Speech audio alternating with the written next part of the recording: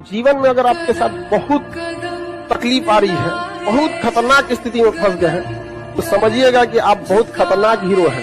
ऊपर वाले ने आप ही को ये जिम्मेदारी दिया है, क्योंकि जिस कंधों में बोझ उठाने की क्षमता नहीं होती है, मालिक उन कंधों पे उतना बोझ रखता ही नहीं। तो बहुत समस्या आए तो घबरा के डिप्रेशन में नहीं जाना है, खुद को समझाना। बहुत बहादुर है हो। 100 में से एक बच्चा होता है जिसको पढ़ने में मन लगता है।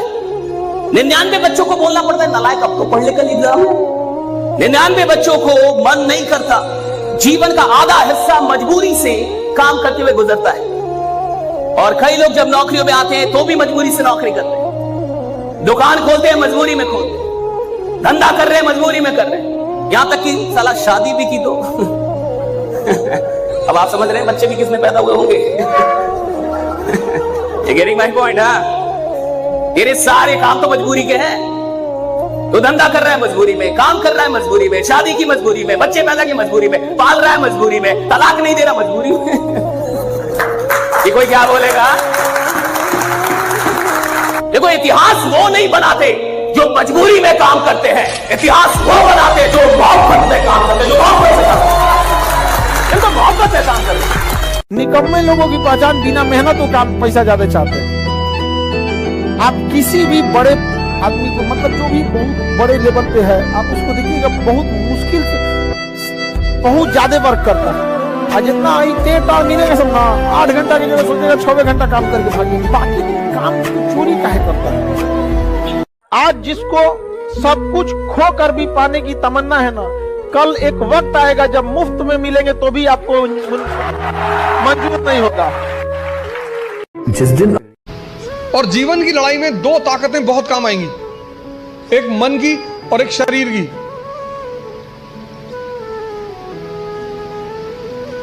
तुम जब भी ऊपर उठोगे तो ये ग्रेविटी तुम्हें नीचे खींचेगी ना, ऐसा समाज की ग्रेविटी है। हम जब आईएएस की तैयारी करने गए तो हमारे गांव में हर आदमी, मतलब एक साहब तो हंसना शुरू किया उन्होंने, और हंसते हंसते गिर गए वो। उन्होंने हमसे पूछा दिल्ली क्यों जा रहे हो? अब मेरा दिमाग खराब था, मैंने कह दिया मैं आईएएस की तैयारी। बोले आईएएस? फिर वो हंसने लगे और हंसते हंसते वो गिर गए। और उस हंसी का इतना रोल रहा मेरे जीवन में, मतलब उस हंसी ने मुझे एकदम मजबूत कर दिया था कि अब आईएएस ही बनना है। उस दिन मुझे एहसास हुआ कि महाभारत क्यों हुई। जब भी ऐसा लगे जीवन में कि जीवन हाथ से निकलता है, तो हमेशा ध्यान रखना है कि आपसे बहुत बुरी स्थिति में लोग आपसे बहुत अच्छा कर रहे हैं, और अच्छी स्थिति में होने के बाद एंजाइटी डिप्रेशन में चले जाना, इसका मतलब हमने उन चीजों की कद्र नहीं की जो मिली हुई है, और जो नहीं मिला उस पर फोकस इतना ज्यादा कर लिया जितना करने की जरूरत नहीं थी। ये दुनिया तुम्हें वैसी नहीं दिखती है जैसी कि ये दुनिया है। ये दुनिया तुम्हें वैसी दिखती है जैसे तुम खुद हो। जिसकी नजर जैसी है उसके लिए ये दुनिया वैसी ही है। तो अगर तुम अपनी दुनिया को बदलना चाहते हो तो उसका सिर्फ एक तरीका है, अपनी नजर को बदलना। उन चीजों के लिए खुद को कोसना जिनके बारे में हमें लगता है कि हमें पहले से पता होनी चाहिए थी। अगर इस दुनिया में एक भी इंसान आपके ऊपर ब्लाइंडली ट्रस्ट करता है तो उस ट्रस्ट की क्या वैल्यू है? प्राइसलेस। उस इंसान की क्या वैल्यू है? कोई वैल्यू नहीं है, प्राइसलेस है। दोस्ती की क्या वैल्यू है अगर दोस्ती एक्चुअल हो तो? If it is real friendship, उसकी क्या वैल्यू है? लगाओ वैल्यू, पैसे में तोलो, कोई वैल्यू नहीं है। आपकी माँ है, उसकी क्या वैल्यू है? कोई वैल्यू नहीं है जी, उसके आगे सब बेकार है। इतनी समझ एक आदमी के अंदर होनी चाहिए। कुत्ते के लाठी मारो, शेर के लाठी मारो, रिजल्ट अलग अलग आएगा। कुत्ते के लाठी मारते हैं तो कुत्ता लाठी को पकड़ता है, ये समझता है लाठी मार रही है और किसी का रोल नहीं। और इसके मार के देखो, लाठी की तरफ देखेगा भी नहीं, जिधर से मारी जा रही है कार्यक्रम समाप्त। इसलिए बापू है वो चोट वहां करता है जहां से गंगोत्री निकलती है। ऐसा डायरेक्शन। किसी भी फिल्म में जो सबसे खतरनाक सीन होता है या खतरनाक रोल होता है, वो बेहतरीन एक्टर को दिया जाता है, सबसे खतरनाक। तो जीवन में अगर आपके साथ बहुत तकलीफ आ रही है, बहुत खतरनाक स्थिति में फंस गए हैं, तो समझिएगा कि आप बहुत खतरनाक हीरो हैं। ऊपर वाले ने आप ही को ये जिम्मेदारी दिया है, क्योंकि जिस कंधों में बोझ उठाने की क्षमता नहीं होती है, मालिक उन कंधों पे उतना बोझ रखता ही नहीं। तो बहुत समस्या आए तो घबरा के डिप्रेशन में नहीं जाना है, खुद को समझाना, बहुत बहादुर है हो।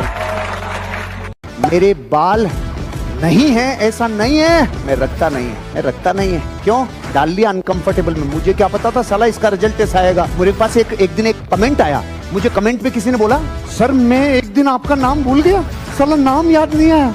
तो मैंने तो ऐसा लिखा टकला मोटिवेशन, तो सर सबसे पहले आपका ही चैनल आया। सुनो सुनो सुनो, तो ऐसा कमेंट पढ़ते ही मैं अगले सेकंड में क्या करूंगा? चेक करूंगा कि नहीं करूंगा? मैंने चेक किया, मैंने लिखा टकला मोटिवेशन, तो सुनो वीडियो नहीं आया, डायरेक्ट चैनल। मैंने कहा प्रभु देखो, मैं अपने जीवन का रहस्य बता रहा हूं, सुनो। मैंने जब जब अपने आप को अनकंफर्टेबल सिचुएशन में डाला ना हरीश जी, चांदी चांदी हुई, कभी घाटा हुआ ही नहीं। Stop listening to too much motivation. Stop listening to too much shorts, reels. Stop listening to random quotes and all. They are not going to change your life. वो नहीं बदलेगी भाई तेरी जिंदगी।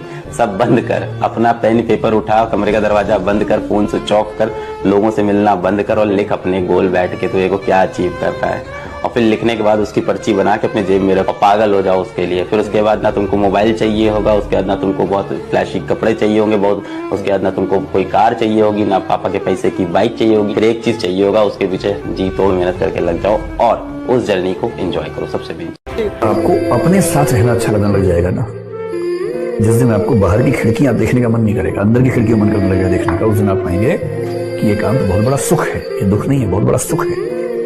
बुद्ध को, महावीर को, इन सबको अपने पूरे समाज से दूर भागना पड़ता था एकांत में, ताकि वो खुद को समझ सके, रियलाइज कर सके। आपाधापी वाली जिंदगी में इतना आसान नहीं होता है एकांत मिलना। ये तो एकांत बाई कंपल्सन मिल गया है हमें। दुख होता है, बेचैनी होती है, सही बात है, होती है, लेकिन उसके बाद भी इसका फायदा उठा रहे हैं। जैसे अगर आपने सुना हो, एक पद्धति विपश्यना पद्धति है, जिसमें 9 दिन तक लगातार चुप रहना होता है और साथ में कुछ क्रियाएं करनी होती है, ध्यान करना होता है।